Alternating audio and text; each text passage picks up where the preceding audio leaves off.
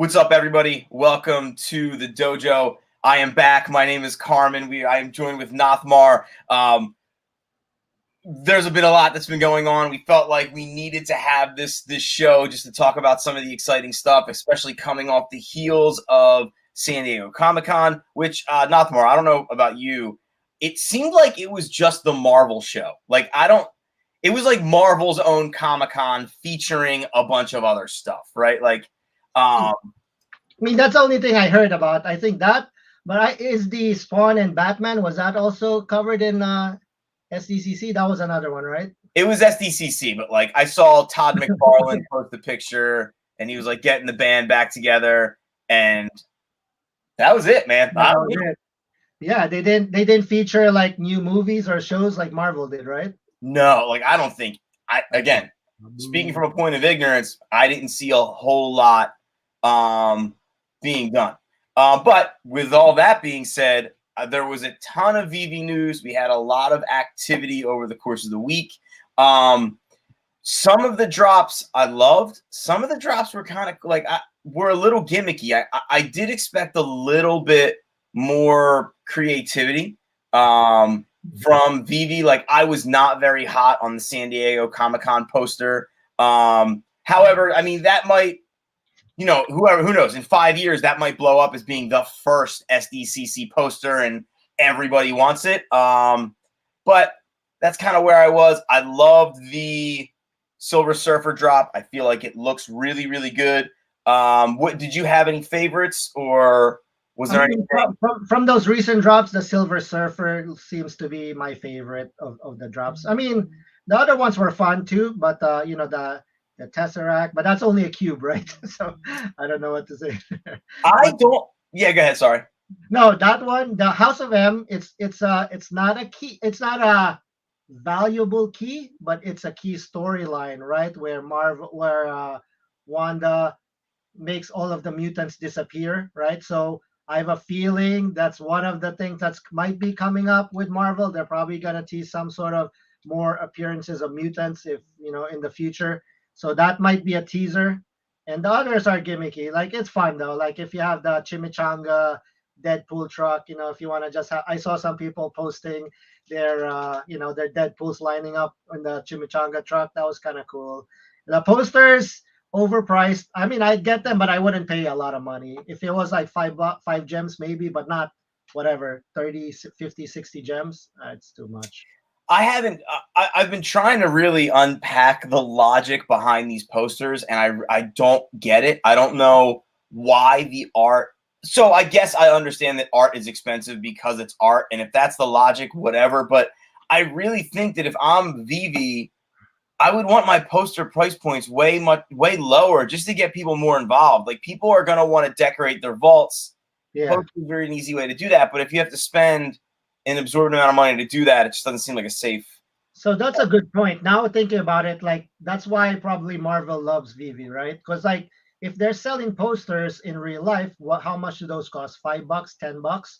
Dude, here they're selling 60, and then they're selling a ton of them. That's why Marvel and Disney love Veve, right? They're making a killing of posters, right? So yeah, and I don't know. Again, I'm hoping that eventually they wise up and change a little bit. And I think eventually we really run the risk of posters being obsolete if you can, once comics are allowed in the vault, if you can manipulate the size of those comics.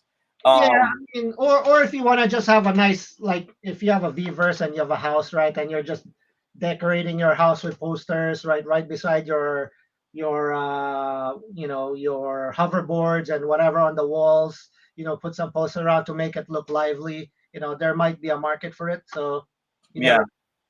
Now, I think the most interesting drop was actually, I did notice this. So the Tesseract dropped. I have not bought one yet. I will probably cave. I'm just hoping I don't know if I want to buy it at 30 yet. I'm a little worried that the minute I buy it, it drops to 15.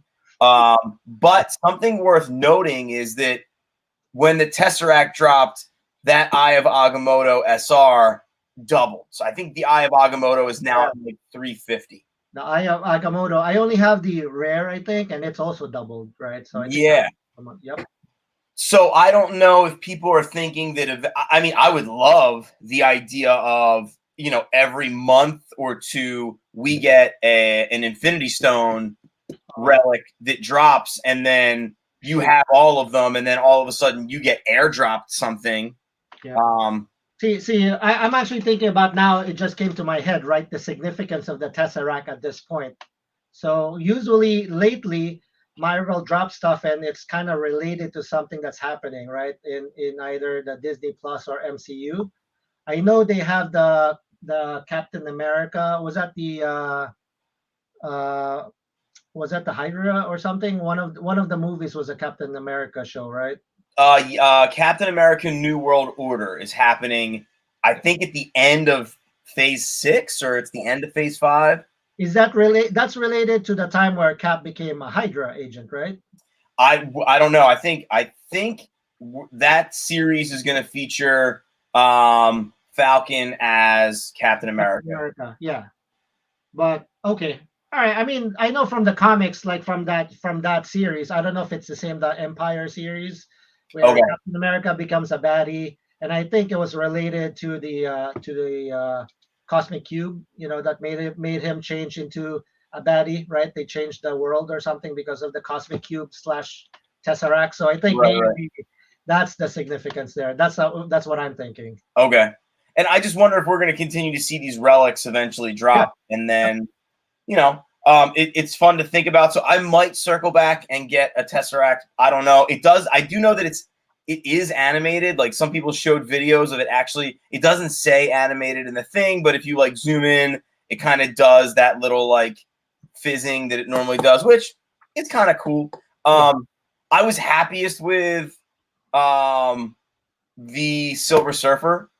There's a lot of conversations about him right now as far as price point.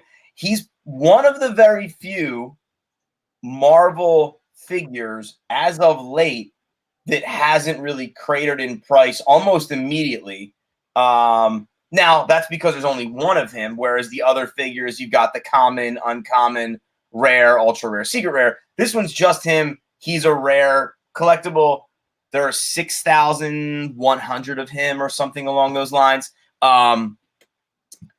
I you see people comparing him to Superman. I compared him to Superman, not in popularity, not in like the lure of pop culture, but I think just in general from a collectible standpoint, he might end up being a comparable Marvel collectible just because there are only 6,100 of them.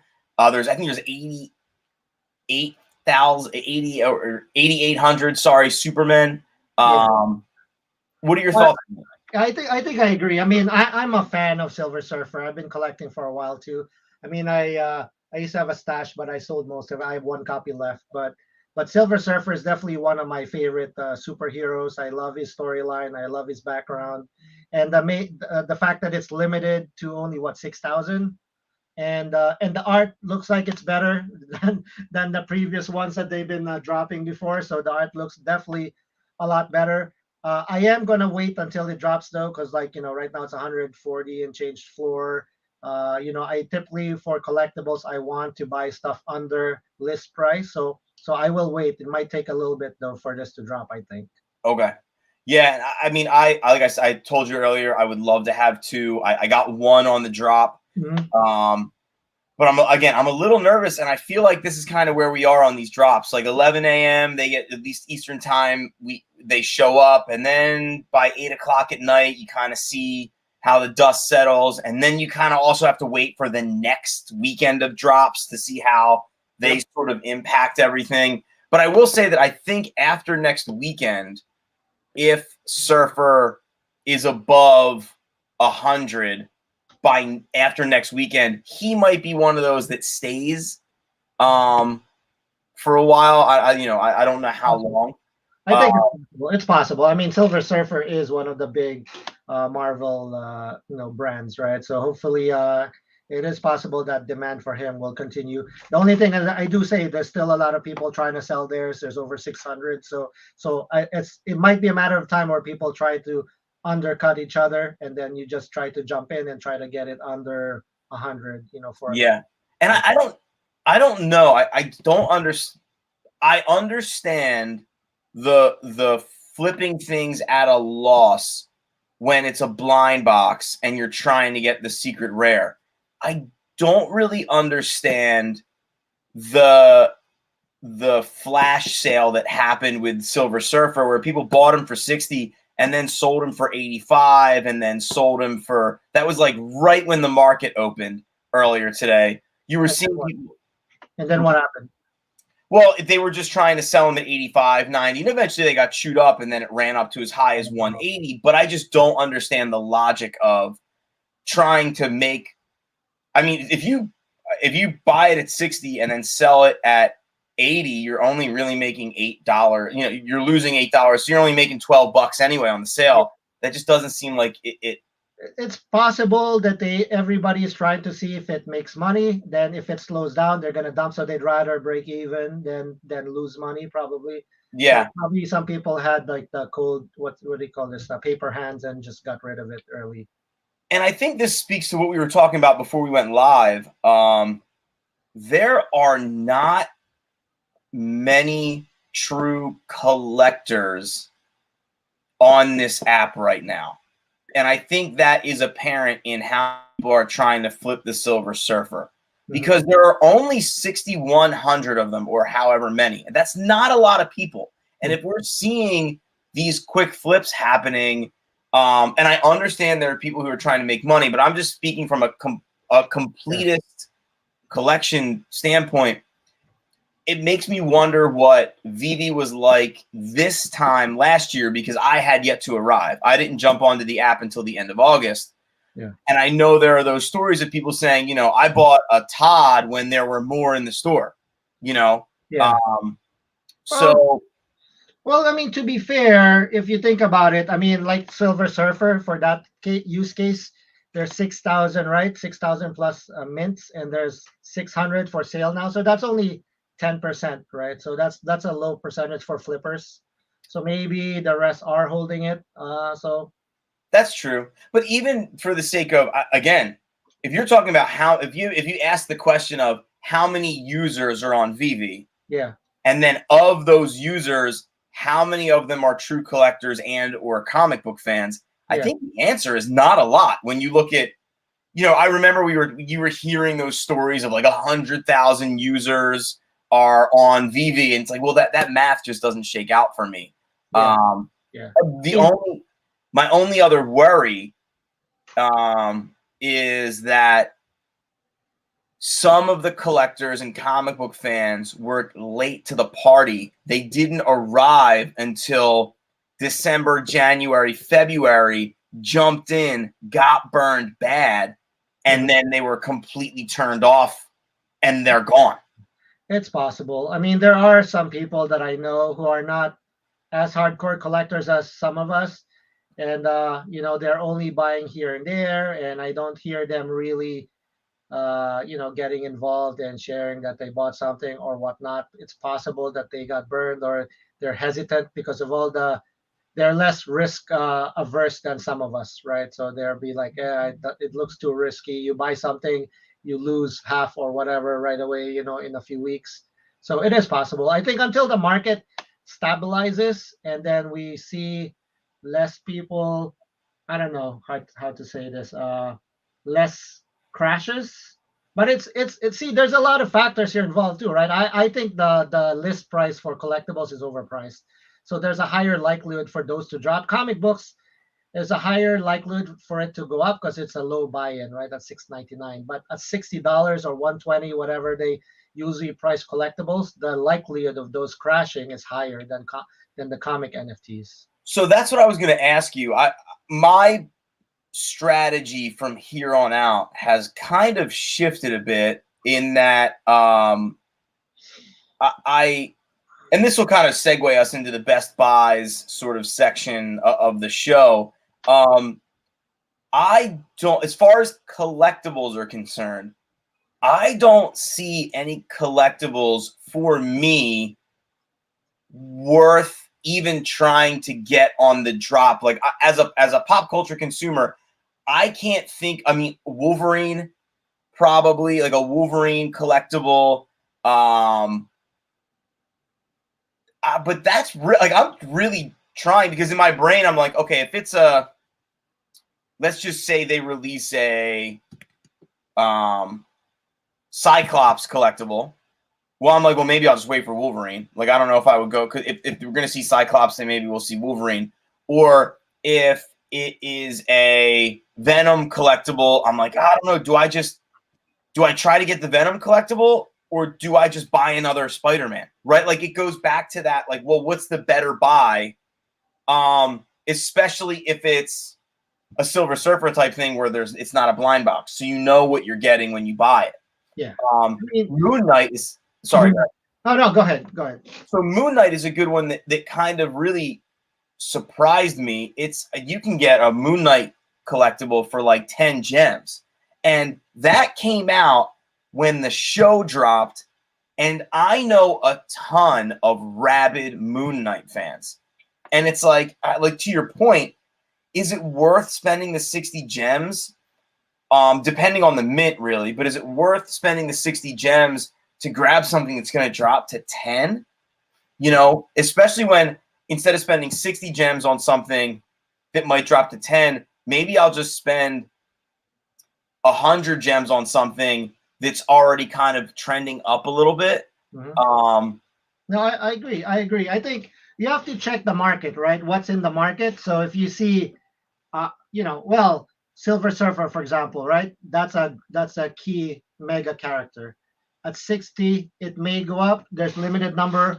It's possible it can maintain it. But then you look at the market, you see Moon Knight is also a hot collectible. It's at 10 gems. Why would you get something that's overpriced at now 140 gems? With limited upside, maybe it might go down to 100 versus Moon Knight at 10. It might go up to 18 or 25. It might double, right? Because it's so low. So I think you're right in both regards. And even for me, I usually try to look for deals. So I would look at, I just bought a Moon Knight, same thing. And I want a Silver Surfer, and I hopefully I get one eventually. But I look at the market and I see I got a Moon Knight that was cheap. So a Thor is cheap, right? If you get Thors, probably some of those low rarity ones are pretty good, and Thor is just as big as Silver Surfer, I think. Right. So you got to balance, right? If you're investing or collecting, if you're collecting, just grab, whatever Silver Surfer, because you have to have it, right? So yeah, if I'm Veve, if I'm looking at the lay of the land, I could imagine if it's a money grab, short term, it makes sense for Veve to do these blind boxes that eventually have an SR that's animated, because then you can sell, 20,000 copies of this thing at $60 a piece. But I feel like for the long-term health of the app, I think they should probably be dropping like fewer editions, like maybe like a 4,000 mint Venom collectible, because it would sell out instantly. I think they'd make their money back on the back end because of the commission sales, and it would create a lot of buzz. Yeah. I heard of that though. Somebody did. I think is it David Yu? I think I heard him on a video say one of the whales told him same thing, that he limit the number of drops, the mints, so that it's more collectible, and they did try to do that. But I mean, dude, you're a business at the end of the day. Also, they want to make a ton of money, right? If it sells at 60 list price and it sells out. If it sells out at 6,000, or it sells out when they have 20,000 editions, I'm a business. I'm gonna go for that 20,000 more than likely, right? So right now, with that in mind, we talked a little bit before. The comic book buys still seem like a good deal, right? Like I feel like it still makes sense to chase a comic book, especially if it's a key character or a key issue. Like I think anybody who grabbed the one that's really alive and well, or the two that are really alive and well and kind of have weathered the storm are Avengers 4, that first Silver Age cap, and Strange Tales 110. Both of those, like I think Avengers 4 is in that like 10, 12, 13 world. Strange Tales 110 is still hanging out in like the 19. I think it was as low as I bought at 16, and it hasn't touched that in a while. Yep. No, that drop actually inspired me to get 2 copies of this bad boy. Right? Dude, just anybody who's watching, bear with me for a minute. I'm gonna nerd out real hard. I was like killing myself to not buy a signed Avengers 4. I want a Stan Lee signed Avengers 4 so badly. That has for some reason solidified itself, in my opinion, as being like the grail of grails. I'm like, it's Captain America's return. Stan Lee wrote the story. There aren't a ton of them. It's a white cover. It's a hard book to get. So I've been like snooping. I found like there was like a 4.0 for like $3,500 that I was thinking about. There was like a 5.0, but the Stan, and Stan Lee signatures, some of them look like garbage. Yep. Yeah. So I was trying to figure it out. So that's like, my heart is set on an Avengers 4. Ironically, I do not have a single copy of Avengers 4 on Veve, unfortunately. Oh man, you gotta get on Veve at least one of them. I know. I missed the drop, and it was like it just blew by me, and 3 days went by, and then it was $12. Well, this one is not that bad, right? $12 for a floor for Avengers 4, I think, has upside. This is Avengers number 4. If collectors do come and join, this is one of the ones that I would stash. All right. Well, I guess I'm gonna buy like 5 just for you, Nothmar, tonight. And I will. I know you want one, dude. I do. I actually reread it too, and it's actually interesting because I read that. I do remember reading that story because I think I had reprints or the trade paperback when I was a kid. So I read that story so many times, and I reread it on the NFT. And I was like, oh man, I read this thing so many times already. And not to get on my soapbox, but for anybody who's watching this right now at home, I think the conversation that we are having right now, I think, is one of the reasons why Veve is going to win long term. I think it's one of the reasons why buying the right comic books makes the most sense, because there is something about some of these books, especially if you know them, especially if you've wanted to read them. Like, I'm never going to be able to actually read that book unless I go to a comic bookstore and start digging for a True Believers copy, which I don't even know if it exists. I'm never going to hold it like an actual copy because it's going to be slabbed, because everybody slabs that book. Yep. And then I'm not going to subscribe to Marvel Unlimited for a couple months and spend the $10 a month to read it. I'll just buy it for $10, have it forever, and then we're good. So I think it's that sort of enthusiasm for comic books that is really going to keep this thing afloat. I think that's why it makes sense to continue to buy them. Yeah, exactly. And that's the same reason, like, for example, I posted some interior pages for like NYX, for example. And I said, oh, here's the first images of Laura Kinney. And everybody, it's like, oh, I have copies of that book, but they're all slabbed. I've never read it. Nobody's read the book. So it's like, no. First time they saw it, I was like, oh, you didn't know you have that book? I mean, like, nobody's ever read, and I'm making a sweeping accusation, so I probably shouldn't say it this way, but I'm going to say it anyway. I don't know anybody who's ever read Sergeant Fury and his Howling Commandos. Like, I don't know anybody who's read that book. First of all, I don't know anybody who's actually held the copy of it where it hasn't been like.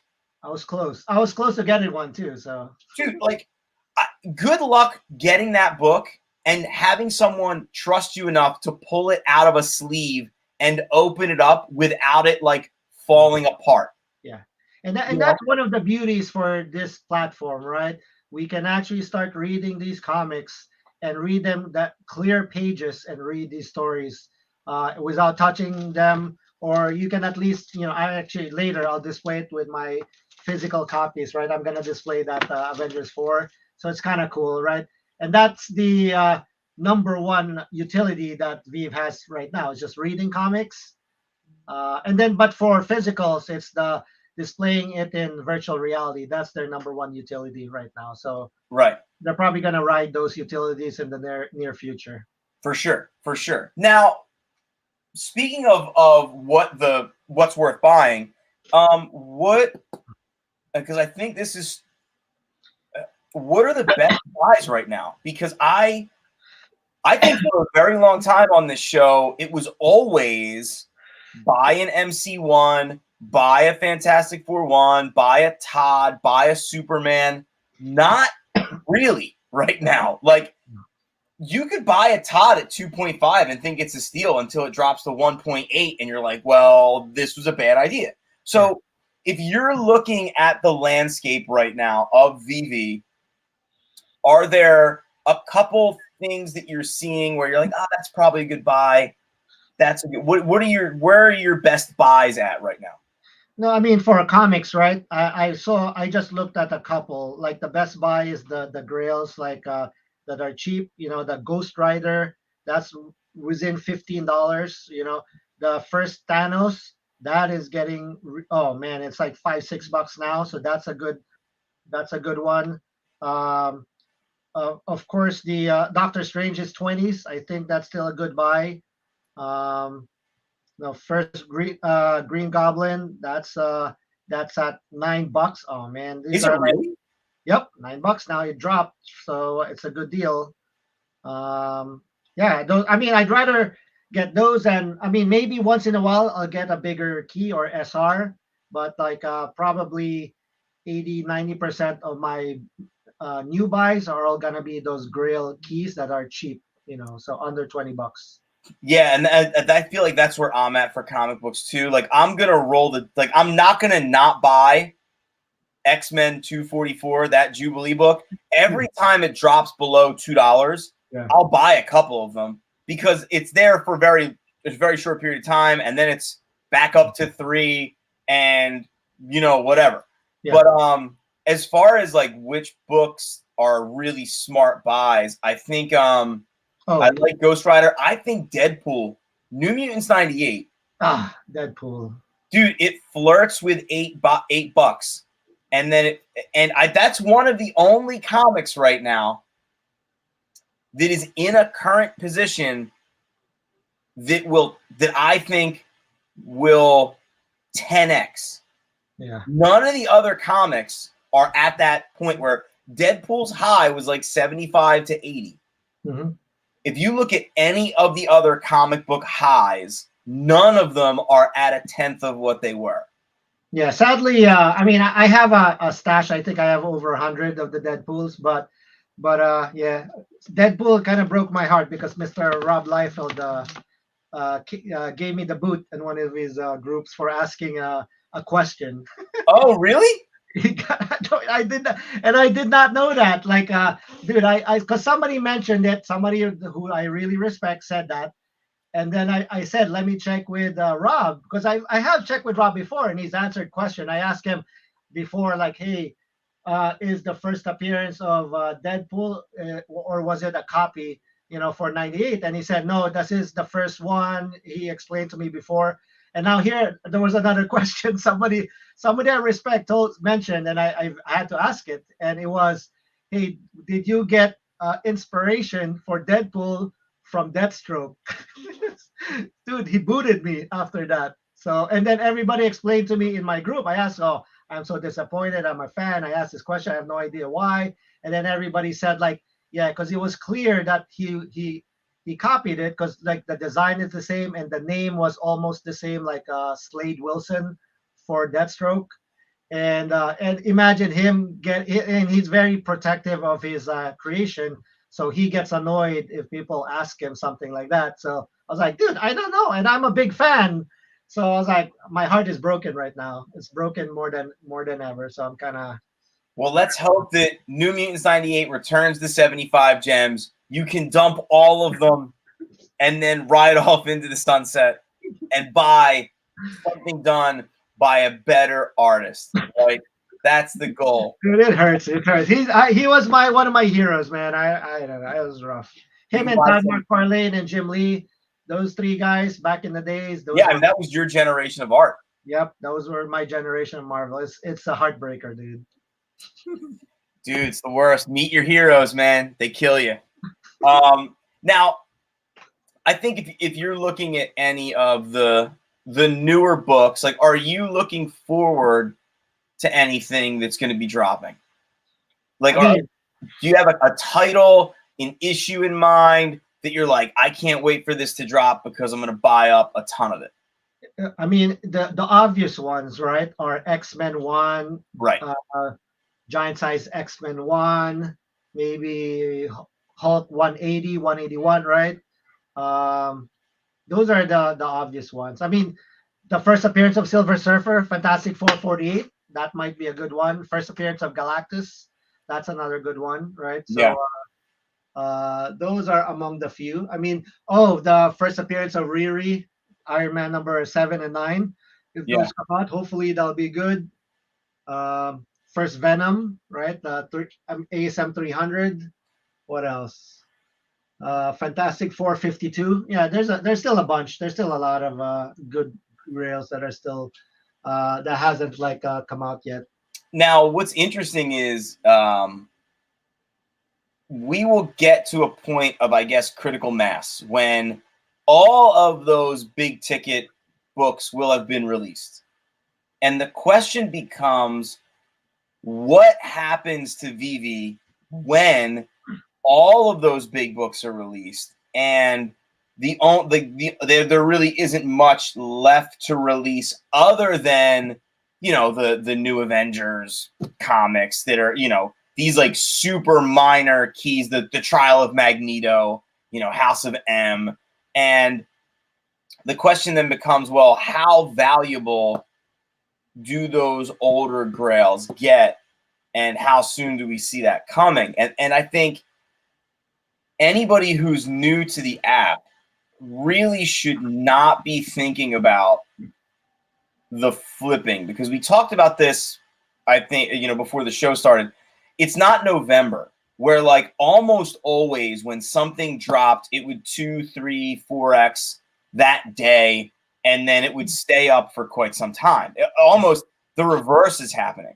Yep. And if you're brand new to the app and you're looking at the landscape and you're thinking like, unless you have an infinite amount of, it depends on financially where you are, right? Like I'll say that too, because I'm not going to say every rule is hard and fast. But if I'm a person who has, you know, $1,000 and I'm trying to think about this new platform, what I should buy, I think chasing after new things is not a great idea unless you really, really know what you're pulling the trigger on. Mm-hmm. Like I think this week was a great example of, there were a bunch of drops. Not all those drops did really, really well. Yeah. You know, like if you bought, I mean, I guess if you bought the poster, if you bought the Tesseract, if you bought the comic book, if you bought the Deadpool truck, I think every single one of those, if you bought them the day of with the hopes of flipping them the day after, or by the end of, you know, if you were buying all week with the hopes of selling them tonight, I think you lost money. Yeah, yeah. You know, now if you bought Fantastic Four 1, you know, Marvel Comics 1, if you bought those Ghost Rider books, if you bought Strange Tales 110, and you were thinking about long game, I think those have a much better success rate. You know what I mean? Yeah, yeah. No, I agree. I totally agree. I mean, it depends on the long game. It's all. I mean, for me, almost majority of mines are all long game, right? So if I buy something, I know usually it's my goal is for it to hold value and slowly go up. So yeah, I mean that's flipping it is tough, right? So if you're gonna try and flip, ideally you know the market, like you know some of these books, like House of M. I wouldn't I wouldn't load up on House of M. Right. It's a great book. I love the story. It's an important story in Marvel lore, but is it gonna 2x, 3x, 4x? I doubt it, right? So unless they pump it in one of those groups, right? But And that's the tough part is like navigating all that. Like, I still I think Cable is a great buy. Like New Mutants 87 at $2.50, like seems like a home run. yep. But we like the culture of comic book collectors. I feel like there's two worlds that we are finally seeing like really meet. One is the long-term comic book collector is swimming in the same pool as the short-term day trade crypto player. Yeah. Or day trader stocks, shorts and all that other stuff, options, like those people. And we're in the same pool together. And, if I spend $1,000 on something, I literally look at it for 5 minutes. I put it in a box, and then I don't plan on looking at it again for like 20 years. Like that, and that's just how I collect. Everyone, depending on the book, I might game it a little bit. I'll flip comic books and sell comic books here and there. But I'm talking about like a big time investment that's going in a bin, and we see those people on the app sort of collecting long-term holds.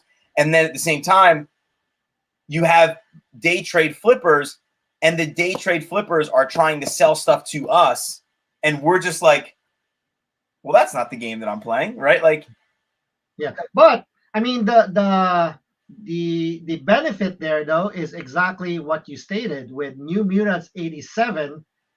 What happened? They bought it, they didn't see it shoot up, they dump it, and now we get $2 comics, and we get to stock up on those. So right. Yes. So that's the benefit for these. These guys are not holding long term, trying to make a quick buck. They see they can't make a quick buck, they dump it, and then all of these 388 people are all trying to flip and dumping it because they figure out it's not 10xing in the next 30 days, right? So they're trying to jump into the next, I don't know, next Darth Vader or whatever that they think it's gonna pump, or get an SR or whatever, right? So I think it's we are swimming in the same pool, and it's you gotta navigate how you buy stuff. If you really want it and you think there's upside and you're investing it, I would consider. But if you think that it's overpriced, you want a good deal, then there you take your time, right? And now there's so many deals now in the app that as a collector, dude, hey, grab 10 New Mutants 87 now for $2-3, right? So it's great for us, right? I mean, I don't have a lot of that. I do have 30 copies, but it's not bad. I might consider getting more at $2, right? So yeah, and I'm getting really interested in, I bought a Slimer, like I'm getting interested in a lot of these other pop culture IPs that have like tanked, and I'm looking around because we have the privilege of understanding the market historically, at least up through August, or up to August. Yep. And I'm looking around, I'm like, hey man, like some of these things are less than what I was going to buy them at last year. And I told myself if it was going to be what price I would buy it. And I'm looking at like Back to the Future stuff. I'm looking at Ghostbusters stuff. I'm looking at Powder Puff Girls stuff. Yeah. And I feel like there's a ton of upside there once the market recovers, because there really aren't a bunch of them. Yeah. And I don't see Universal or any of these other companies or Cartoon Network reproducing a lot of this stuff. Like, I don't see Universal making more Back to the Future collectibles to oversaturate the market, right? See, that's my actually. I'm the opposite. I'm concerned that the market's gonna get flooded By those companies? by those companies, and other Vive like companies are gonna pop up in the near future. I always believe that there's gonna be like 10, 20, 50 similar companies who's going to create NFTs and flood the market. So that's my concern. That's why I'm kind of hesitant, like pumping too much now, because I think it can get flooded in the future. Interesting. That's why Interesting. it's getting easier and easier now to mint stuff. And once the technology is easier for companies to buy and sell NFTs or create NFTs, it's imagine a market when there's like 50 Vive type companies and all selling like the same Powerpuff Girls, in their site. There's gonna be tons, right? So it's flooded. So do you think the first appearance thing, like in comics, it still carries a tremendous amount of weight? Do you think the first appearance narrative will wane when it comes to NFTs? It depends on where it is, right? So I think it might just not explode to some people, to what some people are thinking. Like they think Superman's first Superman NFT is gonna go to 100K. I'm not sure. I think it might wane a little bit. Imagine a lot of companies, the technology is going to be easier to build NFTs in the future, and there's going to be so much NFTs. Like every kid will have like 10 different types of Superman NFTs, and they can share or sell it at any time. It's just going to devalue some of the NFTs. I I got don't. First appearance though might keep a little bit of value, but I mean, think about it though. If you have a first appearance of in Vive, but then another platform becomes more popular than Vive, and they deliver their first Superman, they'll be like, hey, this is the first Superman in whatever in Carmen World platform, right? And everybody loves your platform. They're all gonna go there. Screw the Vive first appearance. I like the Carmen first appearance Superman. You know what I'm saying? So Yeah, that's a great point, and it's important to keep things like that in mind, right? Like, and I mean, now that I think about it, I think that it's going to boil down to who controls the contracts, I guess, and for how long and how happy Vivi keeps us, right? Like, yeah, if but that's what I'm saying. I also think, and I know Sean has a different opinion there. My take is like Disney wants to license us to as many partners as possible because they license everything, right? They license to shirts, pillows, toys. That's their model. That's how they make a lot of money. Everybody create your product, give us an IP, give us a percentage, whatever, 20%, 10%, all after all sales. It's the same thing. If there's a 100 like NFT creators, they get a kickback of whatever 10-20%. That's their ideal because they're gonna make a ton of money from everywhere, and they're not just tied to one platform like Vive. That's my take. I mean, I think Sean has a different opinion there, but I think in the future when technology is gonna improve and every mom and pop is gonna have their own like NFT platform. And you're seeing it now. There's so many NFT platforms popping left and right? So it's probably 10 years down the road. I can imagine that number is going to grow significantly. so, um do you hold and just not buy anymore? Like, what is your habit looking like? Yeah, I mean, I buy, but I always buy reasonable valued NFTs. I rarely buy overvalued NFTs. I mean, once in a while I'll splurge just so I'm like, I gotta have a Silver Surfer.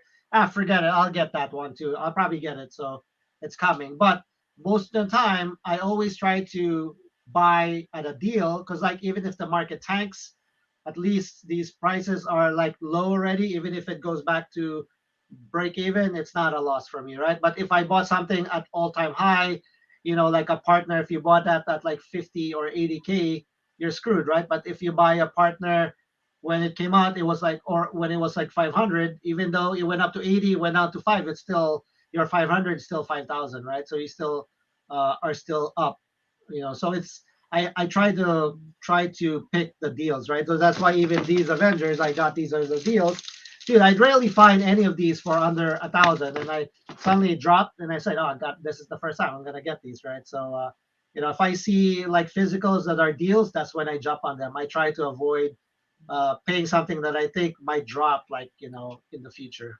Now, with that being said, what are you absolutely ice cold on? Is there anything on the app where you're kind of like, that is just not, I don't go near those things?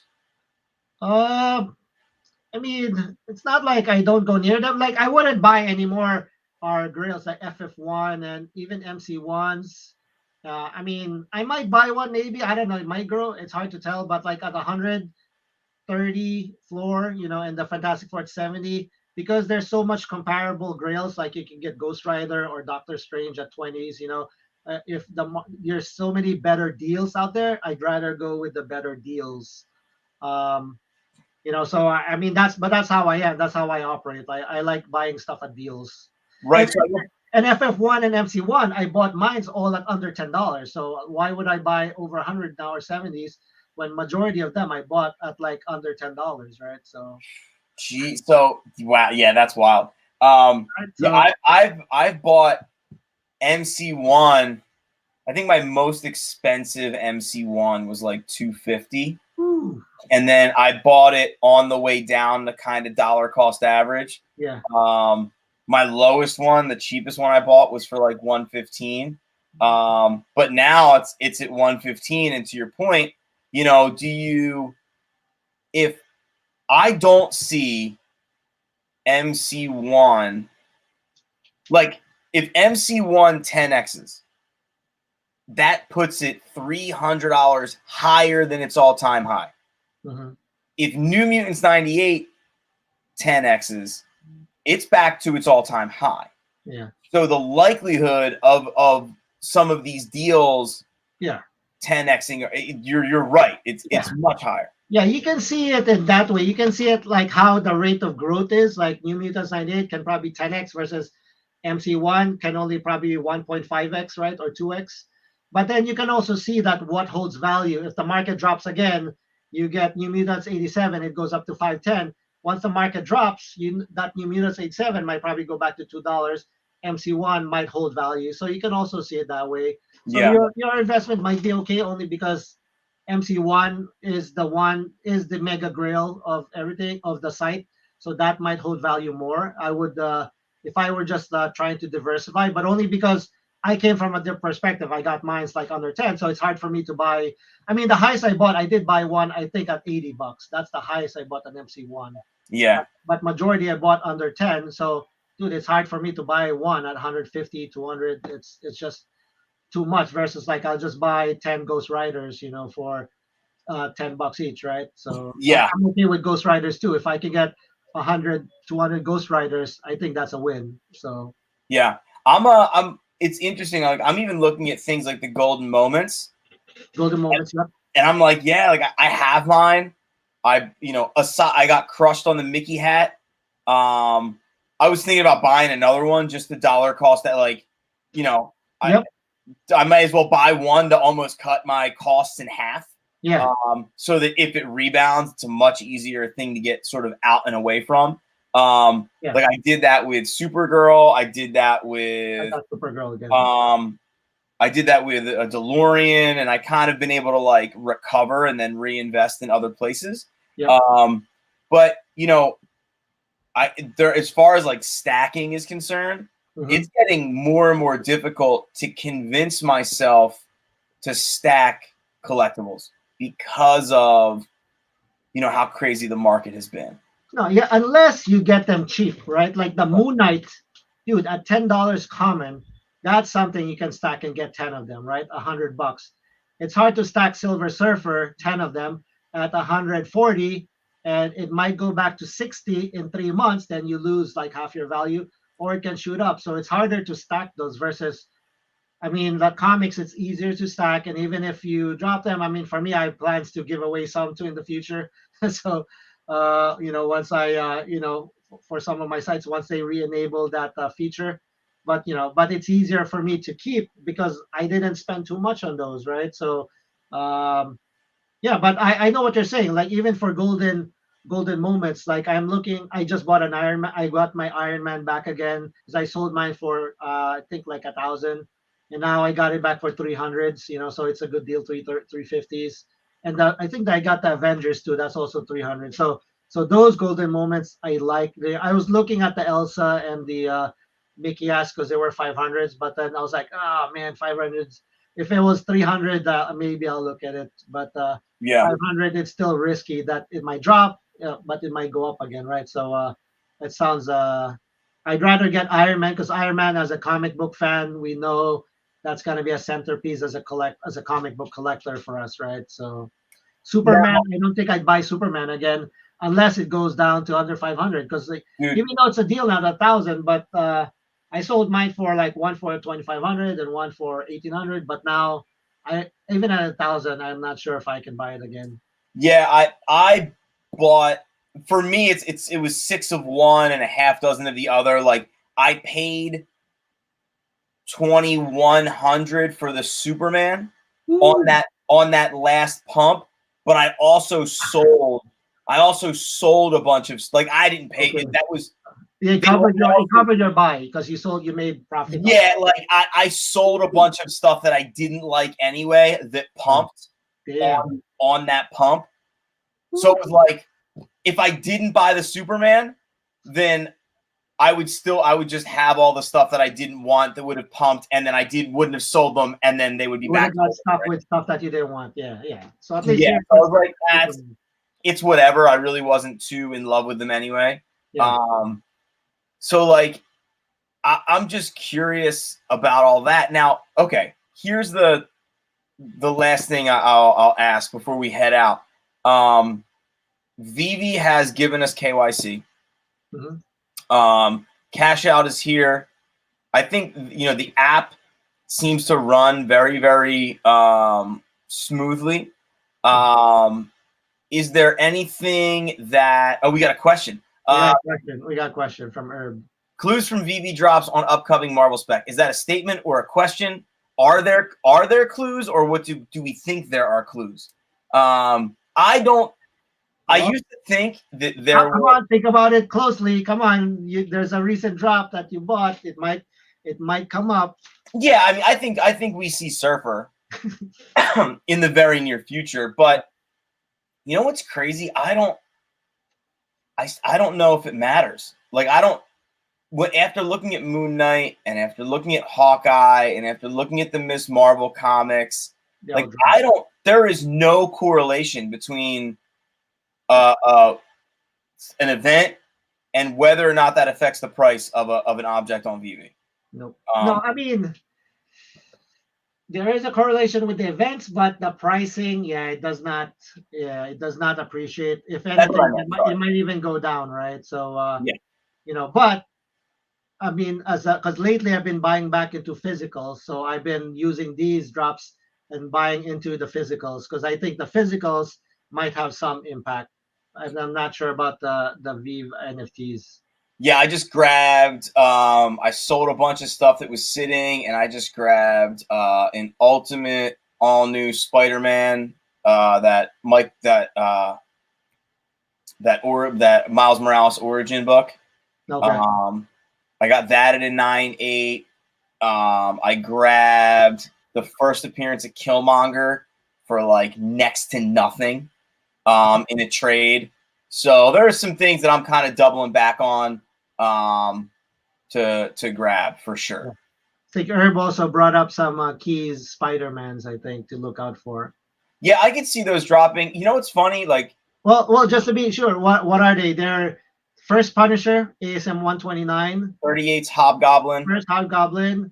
And is that my favorite versed Anti-Venom? What, 569? I think that's first Anti-Venom, right? You know what's funny? Even 238, man. Like, I do not trust ASM 238 dropping on the app. I don't. I think if ASM 238 drops, it's gonna get this Hobgoblin buzz. Yes. And Anti-Venom. Is that what it is? Anti-Venom? Anti-Venom. And then I think it'll be a $3 comic. I think it'll be a $2 comic. Yeah, no. I think 129, even 129. I don't see 129 moving and much higher than $15 in this market. I think it might drop and pump, but I don't see it settling at higher than $15. It might be at the same range as Ghost Rider and That's Strange exactly. Yeah, that's exactly what I was thinking. But I would stack it though. Oh yeah, I would still try and get it on drop and all that stuff, but like I wouldn't think about 10xing on the comics like you would maybe in the past. Yeah. Now, just real quick, we got KYC. San Diego Comic-Con is here and gone. What do you want from Veve in the next 6 months? Oh man, that's a good question. I mean, I think everybody's pushing for MCP to have some sort of leaderboards to show some sort of additional, and maybe have some additional utility. I mean, I'm still pushing for buyer and seller protection. That's my number one thing that I want. But I think MCP might be the next big thing, and then also and adding utility. I mean, Veveverse would be great, but that's probably gonna be like 3 years down the road. The leaderboards and MCP might be the easiest thing that they can come to make it fun, right? Like I'd like to see, hey, Nothmar is number one on the top owners of first Captain America. That'll be cool to see, right? So everybody, oh man, that's kind of cool, right? So yeah, something like that, and give us points, give us awards, rewards. Maybe get us featured on the show. Whoever's like on their AMA, whoever's the top, who has the lowest mint of whatever of NYX, they'll feature that. Maybe something like that. That would be cool. And make it fun, right? So that's more for the collectors versus the investors, right? So yeah, I'm looking for the two things that I'm really looking forward to that is a high need for me. MCP, I really want, and I just want a way to be able to share my vault. Share, yes. Share the vault. Yeah, that's right. Just very interactively, like just to be able to put share a link. Share a link. Just share a link. When you click on it, you can walk around my vault. Yep. And I think for Veve, like, I don't know why you wouldn't allow that, so that like if I have it on my Instagram and says like my Veve link, here it is, see my vault. If you are a friend of mine who doesn't have Veve and you click on the link, it'll be like, download the app to view vault. See, sadly, I have a feeling that they're holding that only because they don't want us to be more popular individually, because people might go to you directly and not in the marketplace. I don't know, maybe I mean, as of right now, it's not like you can transfer anything. Transfer is too. I would put that on top of the list. We should be able to transfer our apps or give it to somebody else, or sell offline and then give it to somebody. Why do I have to go to secondary marketplace? But that's probably one of the main reasons why they're not going to enable it too, because they don't want anybody to make money off the marketplace, right? True. I'm still curious to see if anybody's going to get creative with their own utility. Like, we know that if you have a Walt statue, there's a lawyer and like a physical therapist or something that will they have created their own utility with these with those collectibles. Yeah. But how do they make their utility? So essentially, like, there's a lawyer who offers a half hour of service. There's I'm saying physical therapist. I might be wrong, but they're basically saying, hey, if you have this, just show it to us and we will give you for free this service. Yeah. With the hopes of, just creating, desire and want for the object. I am shocked that someone like Mile High Comics hasn't bought 100 Superman statues and then been like, anybody who has a Superman statue, if you buy from us, you get 10% off of new books. Yeah, yep. And that just seems like it's a slam dunk, because if the Superman value explodes, well, you can just sell a Superman to make all of your money back on all of the discounts that you're getting, and it continues to sort of build value. Yeah, yeah. I mean, and that's kind of the same thing what I wanted to do. I was going to use that as a giveaway, and now I can't even do that until they re-enable it, right? So maybe until they enable the giveaway, that's one way. But yeah, I mean, other people can probably do that, and either you buy one of their Supermans and then say that you'll get 10% from Mile High for that day. Buy one and you get 10%. Hey, that sounds like an easy way to make a personal utility for a business, right? So yeah, especially if the mints of a lot of these things start going down. Like, I mean, the Silver Surfer mint 6,100 is not a lot.